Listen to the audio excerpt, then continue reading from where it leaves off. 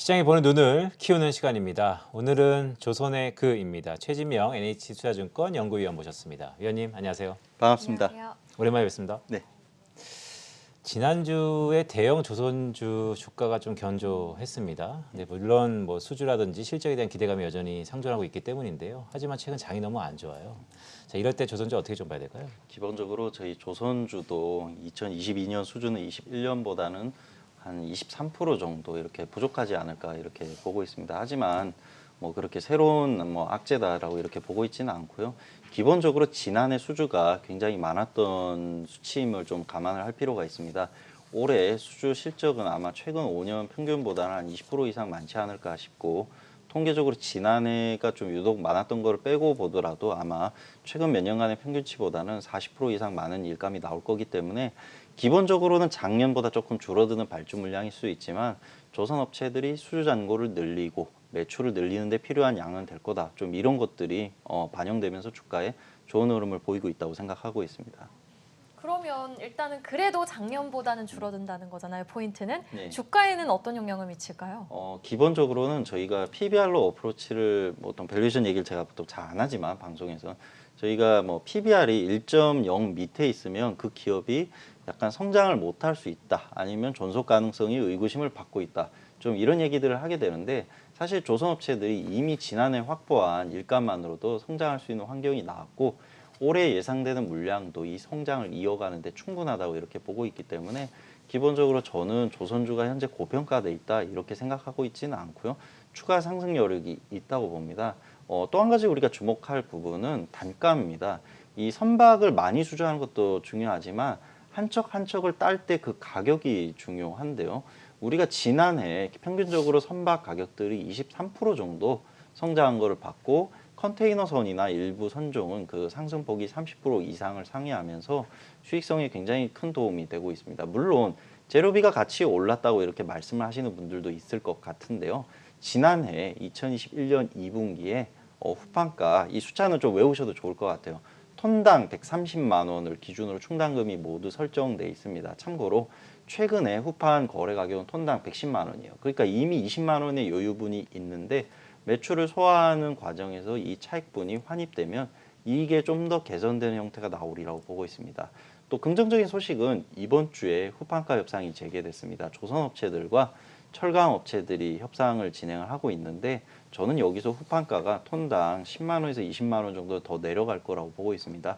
뭐 이런 상황이기 때문에 아마 올해 1분기 중에 현재 이익이 개선될 거라고 보고 있는 몇 안 되는 섹터가 조선업이라고 이렇게 말씀드리겠습니다. 네, 위원님. 사실 시청자분들을 위해서 이 부분을 한번 좀 짚고 넘어가야 될 것 같은데요. 아까 말씀 중에 배는 수주할 때랑 인도할 때 뭐 러프하게 보면 2, 3년 걸리지 않습니까? 네, 그렇습니다. 근데 수주할 때 가격이 정해지는 건가요? 아니면 인도할 때 가격이 정해지는 건가요? 왜냐하면 결국 요즘에 같이 경기 사이클이 급변하는 시기에는 수주할 때는 많은 이익을 볼 만큼 수주의 가격이 높았는데 사실 인도할 때는 훨씬 더 높아질 수 있고, 그런 부분들은 도대체 어떻게 해야 되는지. 네, 그 흔하게 보통 많이들 하시는 질문인데요. 기본적으로 영업을 하는 과정에서 가격은 사실 7, 80% 이상은 정해집니다. 그리고 배가 만들어지는 과정에서 업황이 꽤 변하죠. 왜냐하면 설계를 1년, 제작을 1년에서 1년 6개월 정도, 배 한 척을 소화하는데 그래도 2년 이상의 시간이 소요되기 때문에 선주들 입장에선 발주할 때는 싸게 했다고 생각을 할 수 있지만, 이 부동산이랑 비슷합니다. 다 만들어질 때는 또 생각이 달라질 수 있단 말이죠. 그러면 원칙적으로는 처음에 정한 가격으로 끝까지 가야 되지만 대부분 중간에 협상을 계속 시도를 합니다. 예를 들면 조선업체들은 만들어지는 과정에서 변경된 일부 사양이 굉장히 많은 비용이 나갔으니까 조금 더 금액을 받아야겠다, 이렇게 협상을 제시할 수 있고요. 또 선주들은 역설적으로 또 업황이 나빠지면 사양을 조금 제거하는 형태로 가면서 가격을 낮춰줄 수 없는지, 이런 협상들은 있다고 봅니다. 그렇다면 우리가 사실 지난해도 성과가 꽤 오른 상태로 수주를 했어요. 그리고 만들어지는 2년 동안 업황이 더 좋아지면 이게 손해를 볼 수 있지 않느냐, 그렇게 생각할 수도 있지만, 아마 그렇게 되면 조선업체들은 추가금을 받기 위한 여러 가지 시도들을 할 겁니다. 반대로 업황이 굉장히 나빠진다면 선주들이 반대의 태도를 또 취할 수 있기 때문에 수주할 때 가격도 굉장히 중요하지만 만들어지는 과정에서 업황이 좋아지고 있다면 추가적인 이익을 기대할 수 있을 거고, 반대로 나빠지고 있다면 기존에 뭐 생각했던 이익을 생각보다 회수하기 어려울 수도 있기 때문에 결국 조선업의 기본적인 접근은 배가 만들어지는 동안 선박 시세가 계속 올라가고 있는가라고 이렇게 보시면 될 것 같습니다. 다행스러운 부분은 지난해도 선가가 올랐지만 올해 1월, 뭐 사실 1월이 아직 지나가지는 않았지만 1월 첫째 주와 둘째 주에도 여전히 선가가 올라가는 걸 각 조선사들의 수주 성과를 통해서 확인했습니다. 네, 말씀 들어보니까 사실 이런 거네요. 그러니까 수주할 때 가격이 왜 중요하냐면 기준가가 될 수 있다. 네. 이외 업황 변동에 따라서 가감은 있겠지만 기준가가 높다 그러면 높은 쪽에서의 내고가 있을 테니까 그렇게 좀 보면 되겠군요. 네, 또 좀 부연 설명을 드리면 최근에 금속 시세가 떨어지고 있기 때문에 선가가 떨어질 거라고 걱정하시는 분들도 좀 많이 있는 것 같아요.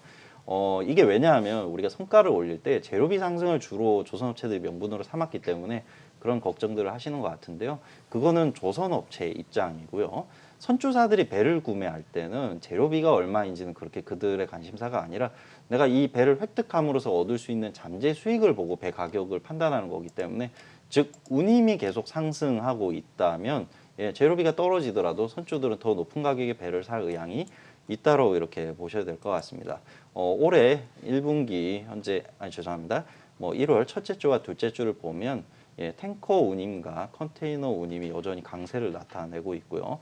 가스선 운임 같은 경우는 사실 12월 이후로 조금 하락한 상태지만 계절성이라고 판단을 하기 때문에 전년 동기랑 비교하면 여전히 강세다라고 이렇게 판단을 하고 있어서 해운 경기는 시장의 그런 오미크론이나 이런 우려들과는 달리 강세가 지속 중이다 이렇게 말씀드리겠습니다.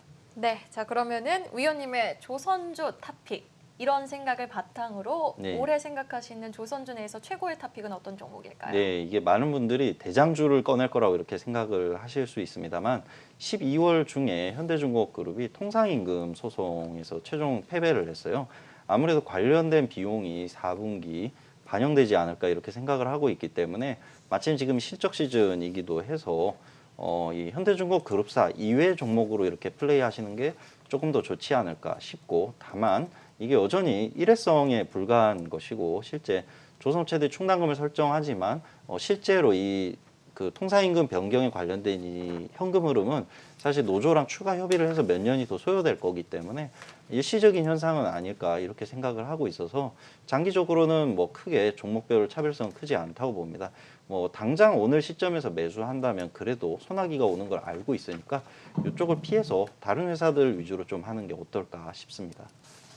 대표적으로 뭐 소형주들을 많이 여쭤보시니까 저는 HSD 엔진이 가장 먼저 떠오릅니다. 왜냐하면 이 HSD 엔진 같은 경우는 다른 선박 기자재 회사들과는 달리 아직 좀 생산량을 크게 늘릴 수 있는 여력이 있습니다. 지난해 아마 매출이 6천억대 중반 정도 나올 거라고 보고 있는데 매출이 1조 원까지는 충분히 늘릴 수 있는 설비를 갖고 있기 때문에 조선업체들이 일감이 늘어나는 거에 맞춰서 이렇게 탄력적으로 대응할 수 있지 않을까 이렇게 기대하고 있습니다. 네, HSD 엔진을 탑픽으로 가져오셨는데요. 요즘에 화두니까 CES 얘기 좀 할까요? CES가 마무리됐는데 사실 역시 로봇이 화두였습니다. 하지만 네. 로봇의 뭐 모든 기결점은 현대차가 갖고 있는 것 같긴 하고요. 로지스틱과 더불어서. 하지만 현대중공업도 산업용 로봇을 개발했다고 하던데 관련돼서 어떤 내용일까요? 일단 제가 CES를 전반적으로 관찰했을 때 느꼈던 건 이 로봇이랑 모빌리티랑 좀 융화되어 가는 이런 구조들을 좀 많이 봤습니다. 그리고 그 과정에서 특히나 자동차 쪽에서 이렇게 태생된 기업들이 아무래도 모빌리티의 강점이 있다 보니까 이 로봇을 모빌리티의 일부로 이렇게 합치려는 좀 이런 흐름들이 있는 것 같아요. 하지만 또 태생이 이제 기계에서 시작되는 기업들은 또 다른 이야기들을 하겠죠. 대표적으로 이 우리 현대중공업 그룹에서도 좀 다른 이야기들을 준비했습니다. 다른 기업들은 주로 로봇이라는 개념이 뭔가 사람을 대신에 돌아다니면서 뭔가 수행하는 이런 것들에 초점을 맞췄다면 현대중공업 그룹은 이제 건설이라든지 어떤 특정 임무에 특화된 제품들을 출시하겠다는 이야기들을 했고 무인화라는 점에서는 뭐 대부분 기업들이 비슷한 얘기들을 하는 것 같습니다. 이게 하지만 제가 조금 느꼈을 때 아쉬운 부분은 CES에서 이건 국내사뿐만 아니라 전 세계적으로 제가 그렇게 느꼈지만 생각보다 아이디어들은 다양한데 제품들을 보여줄 수 있는 범위는 그렇게 많지 않았다. 그러니까 현재 관건은 아이디어 싸움을 할 수 있는 단계는 이제 좀 지나간 것 같고요. 구현을 얼마나 빨리 해내느냐가 좀 중요한 것 같은데 그런 점에서는 국내사들이 조금 더 분발을 해야 될 것 같습니다. 네, 그러면은 방산 이야기도 이어서 한번 해보도록 하겠습니다. 로봇 이야기 해봤으니까 방산 이야기도 안 할 수 없겠죠. 작년 우리나라 방산 수출액이 무려 70억 달러를 넘어서면서 역대 최대치를 기록을 했다고 해요. 그런데 올해는 작년보다 무려 2배 이상을 또 전망한다고 하는데 어떤 부분에서 어떤 무기가 많이 팔릴 거라고 전망을 하시는지 궁금합니다. 네, 기본적으로는 국내 방산업체들의 무기 수출은 뭐 전투기도 많이 있지만 보병들이 쓰는 장비들 위주로 좀 거래된 경우가 많았습니다. 보병이요? 네, 주로 이제 그 들고 다니는 이제 저는 잘 모르니까. 지대공 미사일이라든지 네. 조금 이렇게 설명 어떻게 해야 될지 모르겠네요. 그래서 주로 휴대 장비 위주였다면 최근에 방산의 트렌드들을 보면 대형 장비 위주로 좀 넘어가는 형태를 보입니다. 대표적으로 우리가 1월에 LIG 넥스원이 UAE로 수출이 성사됐다고 알려진 M-SAM 같은 경우가 있습니다. M-SAM은 이제 중고도 방공 무기 체계라고 이렇게 부르는데 주로 하늘에서 날아오는 이제 전투기나 미사일들, 뭐 경우에 따라서는 탄도탄을 격추시키는 이제 준전략 무기라고 보시면 될 것 같습니다. 우리가 중동에 준전략 무기를 수출한다는 것 자체가 한국 방산업체의 이제 테크놀로지 수준이 타국이 뭐 우리나라 입장에서 준전략이지만 그들 입장에서 그게 전략 무기일 수 있거든요. 그런 점에서 우리 방산업체 기술 수준이 굉장히 상위권으로 올라와 있다. 이런 생각들을 좀 하고 있고요. 사실 정부가 올해 2배 늘어난다라고 좀 말씀드리기가 편한 게 이미 UAE 수출 건이 성사된 상황이고 현재 호주에서는 저희가 레드백이라고 부르는 장갑차, 이거는 한화 디펜스가 준비를 하고 있고요. 그 다음 이제 말레이시아에서는 우리 한국의 T50 시리즈의 파생형인 FA50 전투기가 현재 뭐 2개 기업이랑 경합 중인데 뭐 한쪽은 이제 유럽계 기업으로 알려져 있고 다른 한쪽이 우리 한국항공우주입니다. 그래서 이 아무래도 이 여러 가지 사업들이 현재 논의 중이다 보니까 그리고 우리가 후보가 그래도 1, 2위 이내에 있는 상황이다 보니까 추가로 성사되지 않겠나 이렇게 보고 있습니다. 참고로 이 호주권 같은 경우는 뭐 파생형 제품까지 감안했을 때 모두 5조 원 규모가 될 수 있다. 이렇게 좀 보고 있고요. 말레이시아 건도 1조 원 이상이다. 이렇게 보고 있겠습니다. 뭐 결론적으로 이미 우리가 4조 원을 1월에 땄고 1분기 중으로 우리가 추가로 뭐 5, 6조 원 더 딸 수 있지 않을까 이런 기대치가 있다 보니까 정부에서 편안하게 말씀을 하시는 것 같습니다. 그럼 투자의 관점에서 어떤 종목 좀 눈여겨보세요? 당연히 관련된 제품을 취급하는 기업을 그쵸? 해야겠습니다. FA50 한국항공우주가 생산을 하고요. 그 다음에 레드백 장갑차는 하나 디펜스는 한화 에어로스페이스의 100% 자회사이기 때문에 우리는 종목적으로 한화 에어로스페이스를 접근하면 될 것 같습니다. 참고로 FA50이 수출될 때 그 전투기의 엔진도 한화 에어로가 만들기 때문에 최종적으로는 한화 에어로스페이스에 관심을 가지면 가장 좋을 것 같습니다. 네, 무기 관련해서는 한화 에어로스페이스 그리고 조선 관련해서는 HSD 엔진을 탑픽 종목으로 제시해 주셨습니다. 지금까지 NH투자증권 최진명 연구위원과 함께 이야기 나눠봤습니다. 오늘 말씀 고맙습니다. 감사합니다.